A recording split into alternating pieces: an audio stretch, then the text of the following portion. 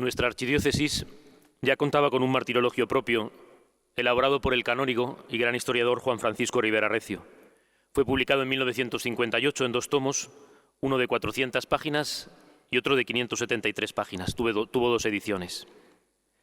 La tercera edición fue corregida y ampliada por Monseñor Jaime Colomina Torner, que acaba de fallecer y al que recordamos, moría el pasado 15 de junio. Su obra apareció publicada en 1995. Reunió los 2 tomos en uno solo y tenía más páginas, 658. Desde el año 2002, en que se crea la postulación para las causas de los mártires de toda la provincia eclesiástica de Castilla-La Mancha, se ha publicado ya este primer tomo, como decía don Álvaro, que ya tenéis en vuestras manos, de la ciudad de Toledo. Pensábamos que fuese un solo tomo, pero seguramente serán 3 de 600 páginas, cada uno normalmente, debido a todo el aparato de fotografías que se está utilizando y que eso hace que entre mucho por los ojos y pueda ser más fácil para su lectura. Agradezco al señor arzobispo, Monseñor Francisco Cerro, que me haya pedido que en nombre de mis compañeros de curso de esta conferencia. En primer lugar, un dato conocido por todos y que es bueno recordar. En menos de 6 meses fue exterminado el 48% del clero. Ya recuerdan que entre las diócesis más castigadas, en primer lugar está la de Barbastro con el 98%, y luego algunas catalanas como Lérida y Solsona. En este desagradable ranking, nosotros estamos en los primeros puestos con la mitad del clero. En 6 meses, la mitad del clero de Toledo fue exterminado, porque no se puede utilizar otra palabra. Si lo hubiéramos hecho en el seminario, como es costumbre tener esta conferencia, con las fotografías que hemos conseguido recientemente del seminario quemado, después del incendio que sufre tras los días de la persecución religiosa, nos hubiéramos centrado en otros personajes. Pero me ha parecido que el estar aquí de forma casi única y exclusiva, por lo menos este año, nos hace recordar la historia de la propia catedral. Conocida en el mundo entero como la Dives Toletana, la munición que utilizamos el 25 de octubre para la dedicación de este templo catedralicio nos recuerda en primer lugar cómo hay una inscripción con una columna que se conserva, está en la capilla de la Descensión, que el 12 de abril del año 587 ya se había consagrado un templo a la Virgen, no una catedral, pero sí una iglesia a la Virgen. En segundo lugar, ni más ni menos que la Santísima Virgen descendió a este templo en ese milagro de la casulla de San Ildefonso, tan representada en toda la diócesis y, por supuesto, en este templo. Podíamos saltar hasta el tiempo de la invasión musulmana y cómo la basílica visigótica será convertida en mezquita. Tras la conquista, Rodrigo Jiménez de Rada nos recuerda que el culto será otra vez restituido al cristianismo y comenzará un 25 de octubre del año 1088. El citado arzobispo y San Fernando III, el Rey Santo, colocarán la primera piedra en el año 1226 y se concluirá en tiempo de los Reyes Católicos en el famoso año de 1492. Eso, por citar muy brevemente los hitos más importantes. Visitas regias e ilustres. ¿Cómo no recordar? Nos lo acaba de recordar con ese libro tan bonito que ha escrito don Ángel Rubio, la visita de Juan Pablo II aquí a la catedral, a Guadalupe, pero aquí a la catedral, un 4 de noviembre de 1982. Y ya estando nosotros en el seminario, aquella celebración magna que también fue la del 9 de abril de 1989, cuando toda la conferencia episcopal aquí en la catedral, presididos por don Marcelo, celebrábamos el 14 centenario del Tercer Concilio de Toledo. Digo que podíamos seguir con muchísimas personalidades y recuerdos de esta catedral, de esta historia de la catedral, pero sin desmerecer en nada, acabamos de decir que descendió la Santísima Virgen a este templo. Quiero convocar aquí, en esta mañana, que se sienten aquí en medio de nosotros, a todos estos sacerdotes que fueron exterminados. 300 sacerdotes y seminaristas que derramaron su sangre e hicieron ofrenda de su vida. Precisamente también aquí en la catedral, donde el 44 miembros del clero catedralicio serán asesinados, 12 canónigos, 14 beneficiados, 9 capellanes mozárabes. Desde aquí, desde donde estoy, se la estaba enseñando a don Juan Miguel, el deán de la catedral, cuando vino el obispo entonces de Ciudad Real, se colocó allí una tarima, es el 21 de octubre de 1926, se está celebrando en Toledo el tercer Congreso Eucarístico Nacional y se le invita a don Narciso de Estenaga. Era una figura para nosotros, era un niño huérfano de los de el beato Joaquín de la Madrid, que está enterrado en esa primera capilla, en la del Corazón de Jesús, ahí están sus restos. Se le llamaba el padre de los huérfanos y educará a este niño que en el año 1909 ya será canónigo, muy joven será nombrado deán de la catedral, hasta el año 1923, que será nombrado obispo de Ciudad Real y prior de las órdenes militares. Está ahí de pie, tomando la palabra, con el celo con el que él hablaba. También hacíamos un poco de broma al principio con don Ángel Rubio, ahora que no nos podemos ni tocar. De él es esa famosa anécdota de don Narciso de Estenaga, en una de sus visitas a las Hermanitas de la Cruz, que se intercambió el anillo episcopal con la madre, con Santa Ángela de la Cruz, para que las hermanas fueran besando el anillo, que se gana indulgencia por besar el anillo, a ver cuándo nos dejan las autoridades sanitarias volver a ganar indulgencias.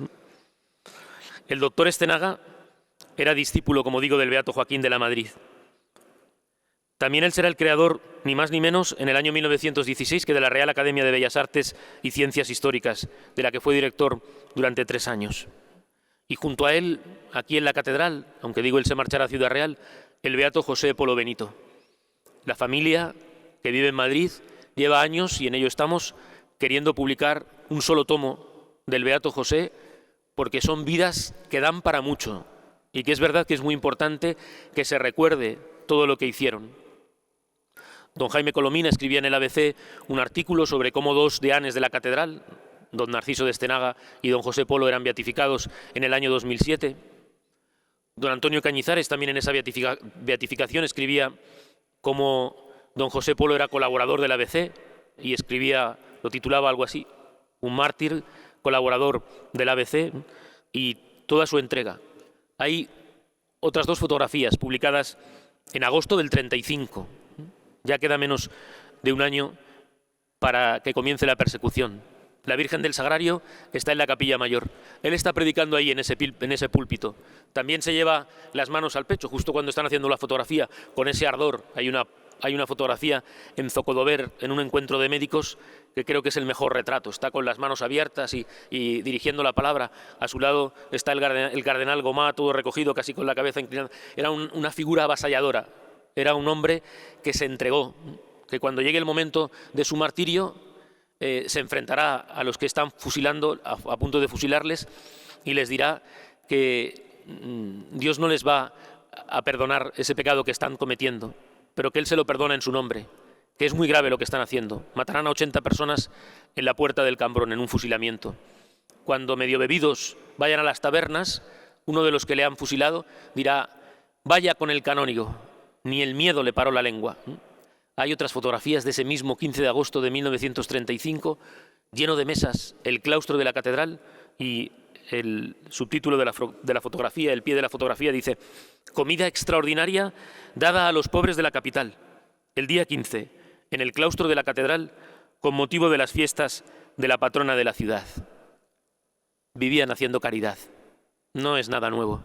Es algo que se nos tiene que recordar porque se nos olvida. Pero vivían también en hospitales de campaña. Podemos salir afuera a la catedral. Es el 1 de agosto de 1936. Han detenido al maestro de ceremonias, el beato Justino Alarcón de Vera. Está enterrado en el panteón del cementerio de Toledo. El martirio fue atroz. Desde su casa hasta el tránsito le llevan clavándole a golpes de bayoneta y haciéndole heridas. Aquí hace parte del recorrido exterior de la catedral. Va con su sotana. No ha querido desprenderse de ella para que se vea quién es, para que se vea que van a fusilar a un sacerdote. De algunos otros se dicen que iban breviario en mano, como si tuviesen que apurar las últimas horas. Nosotros, que a veces somos tan descuidados con el breviario. Regresemos de nuevo al templo, vayamos de puntillas hasta la catedral y entremos ahí. Esta fotografía es del Archivo Nacional de Cataluña. Si entrásemos en enero, en febrero, en marzo, en abril de 1936, podíamos ver todos los cuadros en su lugar, lógicamente, el expolio en el centro. Pero si vemos esta otra fotografía del mes de agosto de 1936, no hay un solo cuadro. No hay un solo cuadro. La fotografía dice que es con motivo de la incautación del tesoro catedralicio.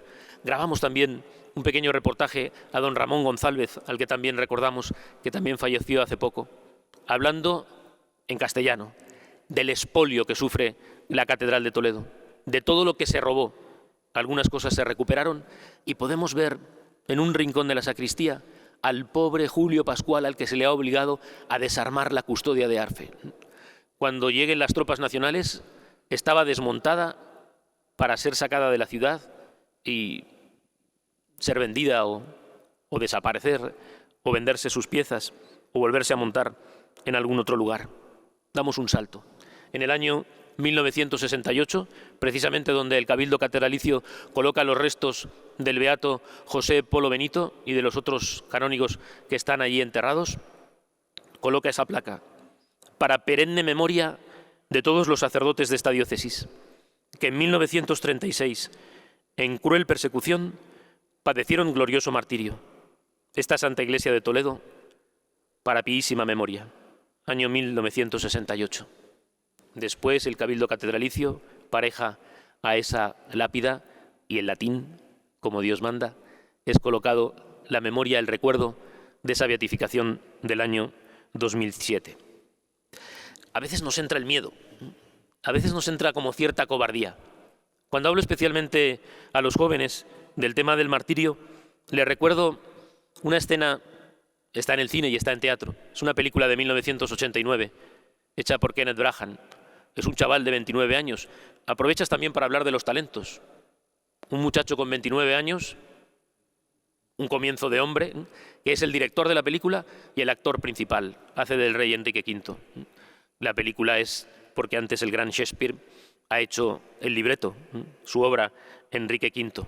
Es una obra genial de Shakespeare y nos tenemos que retrotraer al discurso del rey inglés antes de la batalla de Agincourt. Es el punto culminante del drama y tiene lugar en la escena tercera del acto cuarto.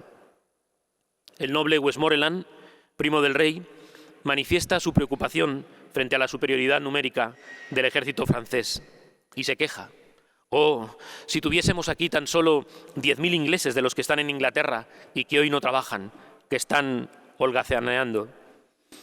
El rey Enrique contesta inmediatamente y propone una alianza de sangre entre nobles y súbditos, en un discurso que después ha sido copiado en montones de películas y en otros momentos. ¿Quién es el que tal desea?, se pregunta el rey. ¿Mi primo Westmoreland? No, mi querido primo. Si estamos señalados para morir, somos suficientes para pérdida de nuestro país. Y si vivimos, cuantos menos hombres seamos, más grande será el honor. Por Dios os ruego que no deseéis ni un hombre más. No, más bien proclamadlo, Westmoreland, a través de mi ejército. Aquel que no tenga estómago para esta batalla, dejadlo marchar. Se le dará pasaporte y se le pondrá en la bolsa una corona para el viaje. Nos no moriremos en compañía de aquel hombre que tema que su hermandad muera con nosotros. Este es el día de San Crispín. Quien sobreviva este día y vuelva sano a casa, se levantará sobre las puntas de los pies a la mención de la fecha y se crecerá el nombre de Crispín. Quien vea este día y llegue a viejo, cada año de víspera invitará a sus vecinos y dirá: mañana es San Crispín, y se subirá la manga y mostrará sus cicatrices y dirá: estas heridas las recibí el día de San Crispín. Los ancianos olvidan, todo será olvidado, pero él recordará con ventajas qué proeza realizó aquel día, y nuestros nombres serán tan familiares en sus bocas como los de sus parientes, y serán en sus rebosantes copas fielmente recordados. Esta historia contará el buen hombre a su hijo, y San Crispín nunca pasará en este día sin que el mundo acabe en el que no seamos recordados. Y entonces dice esta frase cumbre de todo el discurso: nos pocos, nos felices pocos, nos banda de hermanos, porque aquel que hoy vierta su sangre conmigo será mi hermano, por muy vil que sea.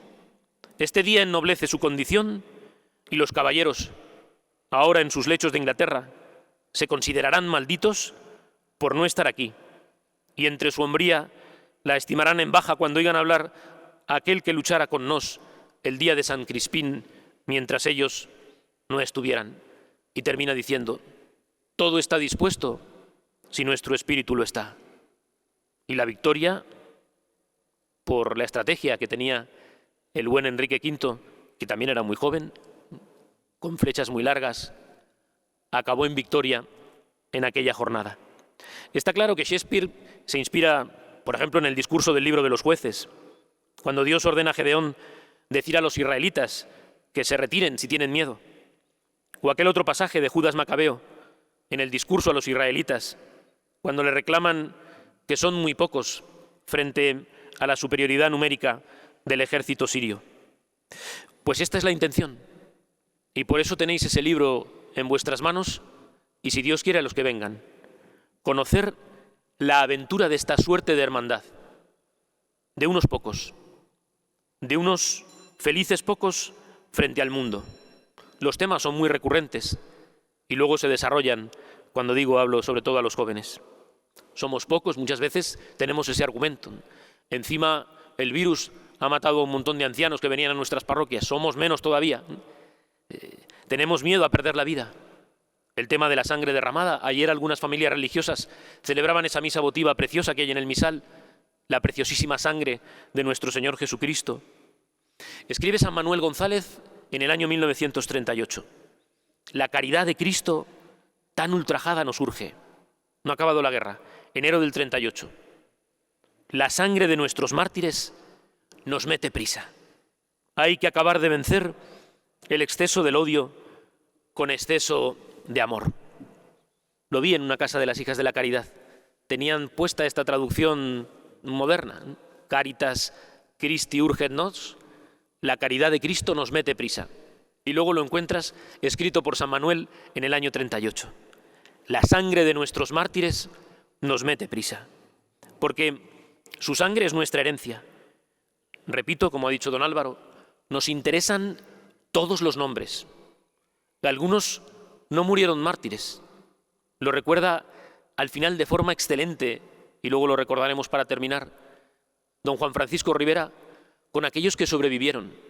Muchos a los meses murieron, muertos de miedo, se habían pasado los 3 años encerrados. No entran en el catálogo de los mártires. Don Juan Francisco recogió sus nombres, y yo he querido recoger sus nombres. A veces me decís, están a pie de nota, y la pie de nota es de un tamaño más pequeño. Hacer el esfuerzo de leerla. Nos interesan todos los nombres. La diócesis entonces era enorme.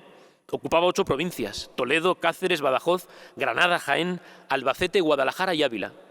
Pero, por ejemplo, el párroco de Cazorla, en Jaén, el siervo de Dios Ramón Rojo Díaz Cervantes, había nacido en Almonacid de Toledo. No podemos olvidarnos de su historia. La diócesis de Jaén instruye su causa. Fenomenal. Desde el principio hemos hecho 2 trabajos. Uno, la recuperación, ampliación y crecimiento de este martirologio. Es un trabajo histórico. El otro es el de las causas de los santos, que, como digo, llevamos desde el año 2002 trabajando en ello. Quiero recordar, por ejemplo, al párroco de Maqueda, el siervo de Dios Lorenzo Fernández Laguna. Viene en el primer libro. Aunque es el párroco de Maqueda, va a morir aquí en la ciudad de Toledo. Es la noche del 14 de mayo de 1936. ¿Quién ha dicho que no estaban esperando el martirio? ¿Quién ha dicho que no sabían lo que estaba pasando? 14 de mayo de 1936. Don Lorenzo ha tenido que salir del pueblo, instigado por las fuerzas vivas republicanas. Ha venido aquí porque vive su tío, un sacerdote también, don Francisco Fernández, que es el capellán del hospital provincial. Según pasan los días, no está tranquilo. En cuanto llega aquí, ha salido deprisa, con miedo. En cuanto llega aquí, se acuerda que nuestro Señor Jesucristo está en el sagrario de la parroquia de Maqueda y no lo puede dejar solo. Le han echado del pueblo. Un día de junio se sube al tren a primera hora de la tarde, se presenta en Maqueda, se dirige a la iglesia parroquial, consumió las formas consagradas y se volvió a la ciudad. ¿Cuántas veces lo hemos leído en las memorias del padre Segundo Llorente? Me llaman para un bautizo de un niño que se está muriendo. 40 grados bajo cero. Que el Señor tenga misericordia de él, que le va a salvar. Es un bebé. No, los santos nos enseñan otra cosa. Los santos nos enseñan a actuar en toda dificultad. Nos enseñan a salir de nosotros mismos, a vivir entregándonos. Podía decir otra profanación más. Yo no tengo la culpa, me han echado. Si voy allí me van a matar. Coge el tren, se va a Maqueda y vuelve para recibir aquí, a las afueras de la ciudad, el martirio junto con su tío. Más llamativo es el caso del siervo de Dios Felipe Celestino Parrillas. Es el párroco de Cuerva, además es el capellán de las Carmelitas. Todavía existe el convento de las Madres Carmelitas de Cuerva. La postulación conserva unas cartas con un sobre que está escrito a mano por el cardenal Pla. Cartas del sacerdote don Felipe Celestino Parrilla, coadjutor de Cuerva, escritas en el 33, en el 35, en el 36. Las he traído, me parecía bien acompañarme de una reliquia. En ellas escribe a unas primas que son claretianas, religiosas claretianas. Primero la parte humana, que nos interesa también la parte humana. Te decía, querida prima, que no te he escrito antes para felicitarte a causa de la gripe. Es cierto que ya no estaba en cama esos días, pero qué cuerpo me has dejado.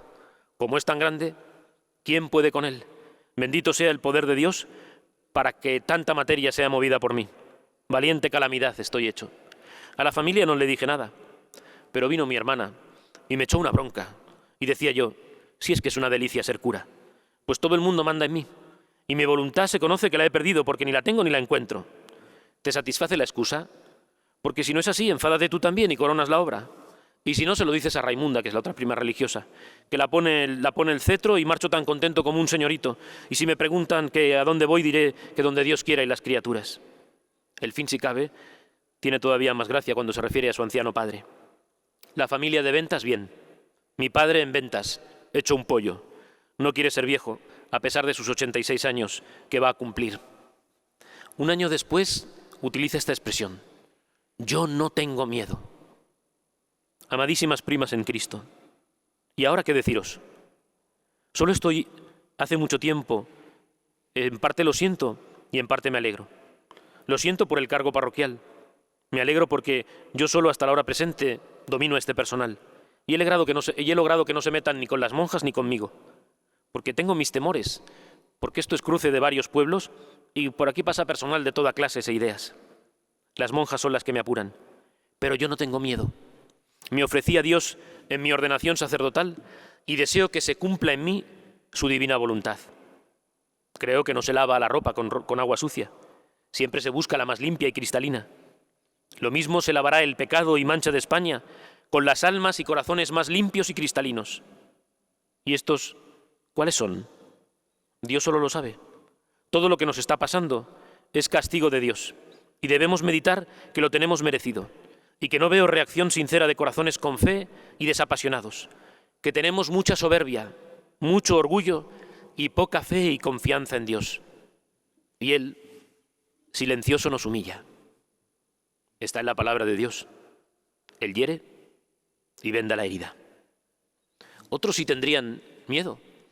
He recordado muchas veces a dos sacerdotes muy jóvenes en la ciudad de Talavera. Son detenidos y serán asesinados en Cazalegas. Hoy el recorrido se hace en unos pocos minutos por la autovía. Entonces se tardaría mucho. Mientras fueran en aquellos camiones, le mandé a don Álvaro una película que acaban de colgar en YouTube. Durante los días del confinamiento, el 11 de marzo, nada más empezar, en Religión en Libertad colgaron unos minutos. Es una película antigua, El Frente Infinito, de 1959. El comentario decía, cuanto más grave es la situación a la que se enfrenta un pueblo católico, más necesaria es la misa. Y Adolfo Marsillac, que interpreta al padre Barrera, representa a un capellán militar del mando nacional durante la Guerra Civil. Ha venido de estudiar, viene en plena Guerra Civil y le mandan al frente como capellán. Me dirigí por mail a ellos para conseguir la película y a los meses me he llevado la sorpresa que la subían a YouTube, la podéis ver todos. El Frente Infinito. Digo que cuenta la historia de un joven sacerdote recién ordenado. Pongámonos una vez más en la escena. En medio de bárbaros bombardeos se ve el miedo que tiene este sacerdote, la crudeza con la que sus superiores militares, aunque él ya tiene grado por ser capellán, le reprenden para que no escandalice a los soldados. Pero se ve ese miedo. Un hospital bombardeado y él escondiéndose debajo de una cama. La película termina de una forma soberbia cuando están en pleno campo de batalla a punto de celebrar la Eucaristía. Cuando comienza la Santa Misa les avisan que va a haber un bombardeo, pero él ya ha empezado. Además se encuentra en el momento del canon. Ya no se puede parar la misa. Todos los soldados desaparecen. Se queda él solo en su altar portátil, con su asistente de rodillas, en el momento de la consagración, enfrente de un gran bombardeo, que va llegando cada vez más. Él con un sudor frío hasta que termina la Santa Misa. Y se quiere representar como el mismo Cristo, él que está representando a Cristo, pero como el mismo Cristo Eucaristía ha sido fortaleza para él. Recordarán una película más reciente que se llama De dioses y hombres, sobre el martirio de los trapenses de Argelia. Uno de los protagonistas se nos muestra igual, lleno de miedo. Pues claro que tendrían miedo. Pues claro que tendrían miedo. De lo que la Iglesia española presume es de que ni uno solo de los sacerdotes que fueron asesinados renunció a la fe, renunció a su ministerio, los seglares a sus oficios y a su vocación en los diferentes apostolados. En ese recuerdo de estos dos sacerdotes, Bernardo Urraco y Nemesio Marejil, tuvimos también la oportunidad, como de tantos otros, con don Rubén Zamora, que es el notario de la diócesis para las exhumaciones, de poder extraer sus restos. Aquí yace el cuerpo incorrupto del beato José Polo. Ahí hemos encontrado hasta los huesos más pequeños. Todos son reliquias y los hemos venerado con el recuerdo. A veces recuerdo ahora en la cripta de los mártires de la Colegiata de Torrijos, los huesos agujereados. Al poner al trasluz los huesos, agujereados por las balas. Más de 30 pistoleros fusilaron al beato Oliverio Nombela. Quiero recordar también el tema del perdón. Ya vamos terminando. Aquí mismo, en la ciudad de Toledo, de uno de los que están beatificados, un operario diocesano, un joven de Yuncos. Había entrado en el seminario, había nacido en el año 1908, estamos hablando de un hombre joven. Era ya superior en el seminario mayor de San Ildefonso. Cuando está frente al pelotón, para el momento y pide conocer quién va a ser el que le va a matar. Mientras se quita el reloj y se lo entrega y le da las gracias. Habría historias de miedo, pero hay historias que parecen de superhombres. Y luego, un término que hemos ido acuñando al conocer todas las vidas de nuestros mártires. Porque eran pastores, porque estaban entregados con abnegación a su feligresía, por eso fueron mártires. Recuerdo el caso del párroco de Alcaudete de la Jara, el siervo de Dios Clemente Villasante. Acabamos de celebrar el centenario de la canonización de Santa Margarita María de Alacoque. Tenían lo que llamamos ahora iniciativa pastoral. ¿La tenían entonces ya? El cardenal Segura, que no puede verlo concluido, comienza a elevar el monumento al corazón de Jesús, llega a poner la primera piedra en La Vega. Después correrá por toda la diócesis, en ayuntamientos, en escuelas. Va a colocar un corazón de Jesús preciosísimo, es igual que el que está en la iglesia de los jesuitas aquí en Toledo. Va a ser Alcaudete de la Jara el primer lugar en toda España donde se coloque una imagen en bronce a los pies del corazón de Jesús de Santa Margarita María de Alacoque. A través de su ministerio, con los pobres, como decía, llenando los claustros para dar de comer a los pobres. En esas historias que hemos escuchado siempre, dejando una moneda en la almohada, visitando a los enfermos, llevándoles el consuelo y llevándoles a Jesús para atenderles. Porque fueron mártires, habían sido antes pastores. Habrá valido la pena. Yo ya doy, espero que me queden años de vida, pero yo ya doy por considerada válida mi vida, para que cuando vayáis a vuestras parroquias podáis consultar si allí el párroco fue mártir, los sucesos por los que pasó la parroquia, cómo quedó aquel templo y cómo los sacerdotes que vinieron después volvieron a levantarlos y volvieron a dignificar los templos. Y por eso el empeño de las fotografías. No vamos contra nadie, pero no podemos olvidar lo que aquellos hombres, en número de 300, pasaron por Cristo y por la Iglesia. Esta memoria no es olvidadiza. Ya hemos hablado que nosotros no hablamos de memoria histórica. Si no te acuerdas, si tienes otros recuerdos, si solo conoces la mitad de la historia de nuestros mártires está apoyada en todos los documentos posibles que encontramos. Y para sacarla de nuestro olvido, muchas veces, es verdad, la reconstruimos. Buscamos en tal periódico tal suceso. Recogemos, todavía hemos podido entrevistar hasta gente de más de 100 años con la mente lúcida, con recuerdos. Y hemos ido elaborando una historia, pero que no es inventada. Está allí, nos está hablando una fotografía. Estoy aquí, miradme, pero no porque quieran presumir, sino para que recordemos lo que hicieron por nosotros. Y nosotros somos sus hermanos, noos pocos, nos felices pocos, nos banda de hermanos. No nos van a matar, pero tenemos que derramar nuestra sangre como ellos lo hicieron, y que se junte, y que se una a la de Cristo, que es la salvífica. Somos sus hermanos, sus nombres están escritos a sangre en nuestra historia. Ahora, en estos meses, cuando llegue el asesinato, cuando llegue el recuerdo de su martirio, celebrad la misa por ello. No hace falta que esperemos al dictamen de Roma. Celebrad la misa de difuntos y recordad sus nombres. Y contádselo a la parroquia todos los años. ¿Qué hacían con nosotros los superiores? ¿Qué hacía don Justo? Repetir todos los años las mismas anécdotas, por eso las recordamos. Recordad todos los años las historias de los mártires. No os canséis. Recuerdo que las madres jerónimas, cuando empezaron a llegar las hermanas indias que hay, se quejaban las mayores. Es que no quieren que hablemos del mártir. Y decían las pobres, no, sí queremos. Lo que pasa es que se ponen a llorar, como lo habían vivido. Juntaron a toda la comunidad, llamaron a don José López Casán, que también estaba aquí en la catedral y era canónigo, era beneficiado de la catedral y era capellán de las jerónimas, y delante de la comunidad lo fusilaron. ¿Cómo no iban a recordarlo? Cada año, el 25 de julio, está grabado a fuego en esa casa. Y por eso no podemos olvidarnos. Da igual que sea desde el pequeño Alares y Valdeazores, donde mataron al siervo de Dios Vicente Rubio Tapial, hasta Escalona, por arriba, por el norte, donde mataron al coadjutor, el siervo de Dios Teógenes Díez Corralejo. Da igual que sea en Villanueva de Alcardete, donde mataron también al coadjutor Eugenio Rubio Pradillo, o en Valdelacasa de Tajo, donde al sacerdote le matan con su madre, don Justo Lozoyo López. Al clero de la catedral, como hemos recordado, a su deán. Da igual que sean los seminaristas, el beato Francisco Maqueda a la cabeza. Es un testimonio el de Maqueda, es una conversión. Un muchacho que era un poco ligero en algunos años del seminario y que se fue convirtiendo.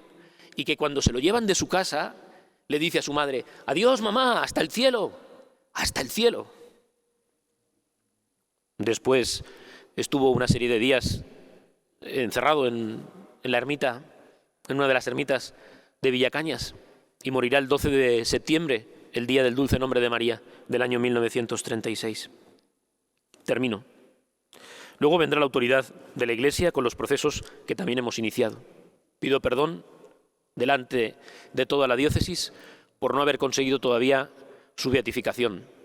En ese momento, las autoridades, los obispos que teníamos, pensaron que había que caminar todos juntos y llevamos un proceso, como sabéis, de 464 mártires de la provincia eclesiástica de Toledo, que son las 5 comunidades, Comunidad Autónoma de Castilla-La Mancha, las 5 provincias de la Castilla-La Mancha y además la diócesis de Ávila. Si fueran 7, 8, 10, 12, 15 mártires, lo entendéis todos, hubiera ido todo más rápido. Como se hizo de esta manera, primero eran 940 y después se quedó en 464, que gracias a Dios ya lo estamos entregando poco a poco en la Sagrada Congregación. Pero en el año 2005, y quiero volver a recordar, también le ayudó Juan Manuel Sierra, pero quiero volver a recordar a don Jaime Colomina Torner, en una lista que él elabora delicada y cuidadosísimamente como él hacía las cosas, sus nombres se entregaron en la Sagrada Congregación. Era el año 2005. A partir de que la diócesis cree que hay causa y entrega su nombre, podéis darles el título de siervos de Dios. Hay que hacer misa de difuntos, pero son siervos de Dios. En las causas martiriales ya sabéis que el siervo de Dios pasa a ser beato directamente. Don Juan Francisco Ribera Recio, que escribe el Martirologio, recoge en el epílogo el suceso del Concilio de Nicea, año 325, cuando por fin todos los obispos se pueden reunir, los que habían quedado vivos, y hace ese paralelismo. Después de haber narrado el martirio de todos los que han muerto, dice: así los que estaban vivos llegaron a Toledo para incorporarse a sus puestos en intermitente goteo, los 200 sacerdotes supervivientes de la gran prueba. Venían torturados, con los nervios deshechos, con la faz demacrada, enflaquecidos, a veces víctimas de enfermedades que ya no tenían remedio humano posible. Algunos ni se pudieron presentar. Próximos a la muerte, se encontraban agonizando en hospitales y sanatorios. El sobresalto constante, los encarcelamientos, los trabajos forzados, duros e indecorosos, las reclusiones permanentes, en lugares inverosímiles, sin aire, sin luz, sin higiene, con pésima alimentación, siempre con la vida amenazada, huidizos y proscritos como criminales, volvieron a la diócesis. Y dice él: se lo rendimos este homenaje, como quiero hacer yo hoy, con emoción y plena conciencia. Los que llegamos tras ellos, él estaba en Roma estudiando y se le llama inmediatamente para que se incorpore a la diócesis, los que llegamos tras ellos para elaborar la tierra diocesana de Toledo, sobreabundantemente abonada con el martirio cruento de los que en ella derramaron su sangre y con el caudal meritorio de los supervivientes de la persecución religiosa en la diócesis de Toledo desde el año 1936 a 1939. Así termina él su segundo tomo. Ha recordado a todos los asesinados y en ese momento quiere recordar a todos los que vuelven, arrastrándose, pero a incorporarse como lo hicieron. A los meses muchos murieron. Hombres jóvenes que a los 2 o 3 años de estar en las parroquias murieron por todo lo que habían sufrido, incluso algunos por heridas, sobre todo psicológicas. Somos herederos de los mártires sobre los que la Iglesia de Toledo se ha cimentado. No sufrimos ninguna novedad que Cristo nuestro Señor no haya avanzado en sus palabras en el Evangelio. He dicho.